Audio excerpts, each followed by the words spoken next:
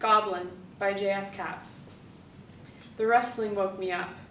At first it was a sensation of the bed moving.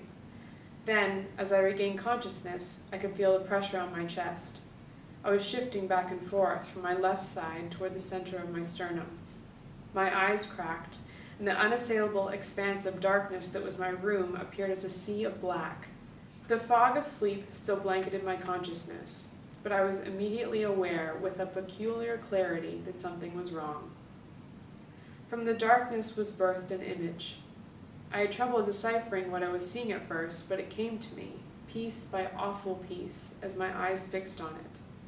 Something was sitting on my chest, shifting its weight back and forth as it did something, and I could see the gentle rolling lumps of its spinal column stretching from the base of its back to the back of its head. The skin, as best as I could tell, was a translucent gray in color, and a roadwork of veins interlaced between its dermis, not unlike the color or texture of those which you'd see in human skin. I held my breath. Some primal instinct gripped my soul with fear. I wasn't sure what I was looking at, but I didn't want to draw any unwanted attention to myself. I could see two gangly, spindly arms that terminated in grotesque hands with clawed fingers that were too long working on something in front of the creature, and the sound of its eating made its way to my ears. It was terrible.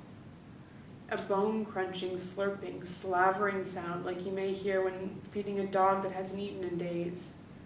The fingers, as long and cumbersome as they appeared, worked with nimble quickness, and I stared long and hard until finally I could see a lump of flesh that the beast was chewing on and manipulating.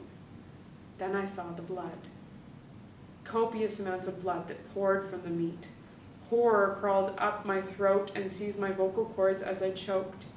It turned around to look at me with its ghoulish face, which was punctuated with an oversized mouth full of fangs and two gray, glazed-over eyes, and I could see what it was eating. It was my son.